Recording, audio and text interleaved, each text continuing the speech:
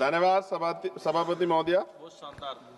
मैं इस सदन का ध्यान भारत के राष्ट्रीय गीत वंदे मातरम के इतिहास और उसके राष्ट्रीय महत्व और उसकी संवैधानिक स्थिति की ओर आकर्षित करना चाहता हूं। हालांकि सब लोग इस पर बोल चुके, लेकिन जो हमें सुनने वाले हैं वो भी सुनेंगे, तो इस पर चर्चा करनी बहुत जरूरी है।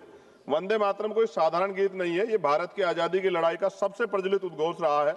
प्रख्यात बांग्ला लेखक बंकिम चंद्र चटर्जी ने इसे वर्ष 1875 में लिखा था और 1905 में जब लॉर्ड कर्जन ने बंगाल विभाजन की घोषणा की, तब यह गीत ब्रिटिश शासन के विरुद्ध जन प्रतिरोध का गूंज बन गया। ब्रिटिश पुलिस जब भारतीयों की आवाज दबाने के लिए लाठी चलाती थी, गोलियां दागती, तब हमारे क्रांतिकारी नायक नायिकाएं वंदे मातरम गर्जना से आसमान गुजा देते थे। अनेकों वीरों ने फांसी के तख्ते पर चढ़ते हुए गोलियों का सामना करते हुए अंतिम शब्द वंदे मातरम ही कहे थे। इतना ही नहीं, अंग्रेजों ने इस गीत से इतने भयभीत हुए कि उन्होंने इस पर प्रतिबंध लगा दिया।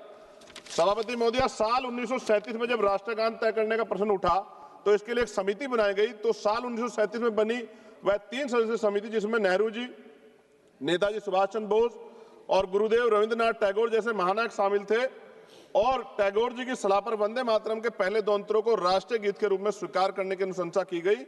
इस अनुशंसा को संविधान सभा ने 24 जनवरी 1950 को पूर्ण सहमति से राष्ट्रीय गीत का दर्जा प्रदान किया। ऐसे में आज उसकी स्थापित, स्वीकृत और सर्वमान्य स्थिति पर अनावश्यक विवाद खड़ा करना न केवल इतिहास के तथ्य और संविधान की मर्यादा के विपरीत है, बल्कि यह उन महान विभूतियों, विशेषकर बोस जी और रविन्द्रनाथ टैगोर का भी अपमान है, जिन्हें आज भाजपा स्वयं अपना आदर्श बताती। मुझे याद है कि प्रधानमंत्री जी, पूर्व का जो पश्चिम बंगाल का चुनाव हुआ था, माननीय प्रधानमंत्री जी टैगोर जी का लुक धारण करके हमने सबने देखे। ऐसे में उन्हें टैगोर जी की स्पष्ट सलाह पर निर्धारित राष्ट्रीय गीत की स्थिति पर सवाल उठाना उनके विचारों और उनके ऐतिहासिक समिति दोनों के प्रति असम्मान की श्रेणी में आता है। माननीय सभापति जी, 24 जनवरी 1950 को संविधान सभा द्वारा राष्ट्रीय गीत घोषित किए जाने के बावजूद यह भी सत्य है कि संविधान में अनुच्छेद 51A के तहत राष्ट्रगान जन गण मन का सम्मान करना अनिवार्य है, जबकि वंदे मातरम के लिए कोई संवैधानिक बाध्यता नहीं बनाई गई। इसलिए वंदे मातरम का सम्मान हमारे नैतिक कर्तव्य है, लेकिन किसी भी नागरिक पे से अनिवार्य करना संविधान की भावना के अनुरूप नहीं। और हम संविधान को मानने वाले लोग हैं। हमारे महान स्वतंत्रता सेनानियों ने एक ऐसा भारत चाहा था जहां देशभक्ति, स्वतंत्रता और सबकी आस्था तीनों का सम्मान साथ साथ रहे। वंदे मातरम इस देश की आत्मा में बसता है, परंतु देशभक्ति को किसी एक नारे, एक गीत या एक प्रतीक तक सीमित करना भी उचित नहीं। हमारा भारत संविधान, विविधता और स्वतंत्रता पर विश्वास करने वाला है। इसी संदर्भ में मैं संविधान निर्माता परम पूज्य डॉक्टर बाबा साहब अम्बेडकर की एक अमर पंक्ति कोट करना चाहता हूं, जिसमें उन्होंने कहा, राष्ट्र व्यक्ति से बनते हैं, मिट्टी से नहीं बनते।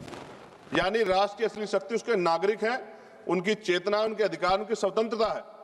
मैं इस सदन में ये भी कहना चाहता हूं कि वंदे मातरम हमारा गर्व है, हमारी विरासत है, लेकिन गर्व को कभी जबरन थोपा नहीं जाता, गर्व दिल से स्वीकार किया जाता है। वंदे मातरम वो गीत है जिसने अंग्रेजी साम्राज्य हिला दिया था।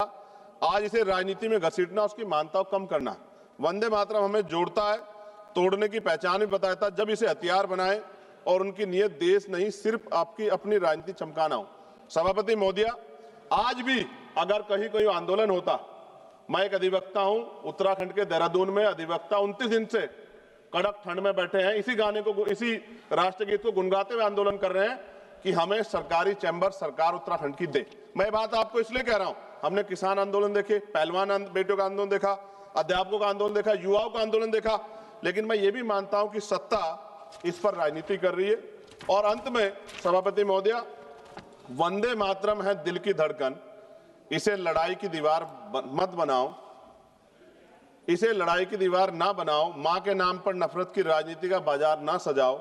हम सम्मान से कहेंगे, फर्ज है हमारा, पर किसी नागरिक की आजादी पर पहरा ये संस्कार नहीं हमारा। सभापति जी, इतिहास पे बात होगी, जो आज नहीं है उन पे बात होगी, लेकिन वर्तमान पे भी तो बात होनी चाहिए ना। वर्तमान पे, इतिहास से हमें सीख लेनी चाहिए। आज क्या हाल है देश के? बुनियादी सुविधाएं लोगों को नहीं मिली, रोटी कपड़ा मकान की व्यवस्था नहीं है, और जुल्म, जाति, अन्य अत्याचार दलितों पे, पिछड़ों पे, मुसलमानों पे, आदिवासियों पे लगातार जारी। और कोई कहने सुनने वाले, जब भी कोई अपनी आवाज उठाएगा उसको देश विरोधी घोषित कर दोगे, धर्म विरोधी घोषित कर दोगे। इस प्रथा से क्या देश आगे बढ़ सकता है? एक ऐतिहासिक प्रमाण बता रहा हूं जी, खत्म करते हुए ऐतिहासिक प्रमाण बता रहा हूं। राम प्रसाद मिसमिल जी ने आजादी की लड़ाई के लिए हिंदुस्तान रिपब्लिकन एसोसिएशन बनाया चाह रहे, लेकिन जब उन्हें लगा कि एक धर्म के लोग या एक जाति के लोग या एक क्षेत्र के लोग आजादी की लड़ाई को नहीं लड़ सकते, तो 1928 में शहीद आजम सरदार भगत सिंह जी ने उसमें सोशलिस्ट वर्ड जोड़ा। हिंदुस्तान सोशलिस्ट रिपब्लिकन एसोसिएशन क्यों बनाया?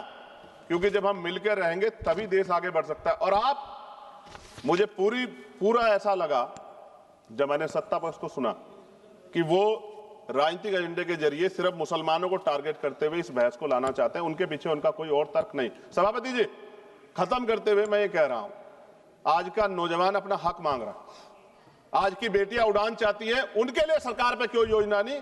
बस इसी एजेंडे में फंसा के लगातार वो देश के नौजवानों को चलना चाहते हैं। ये ज्यादा दिन चलेगा नहीं।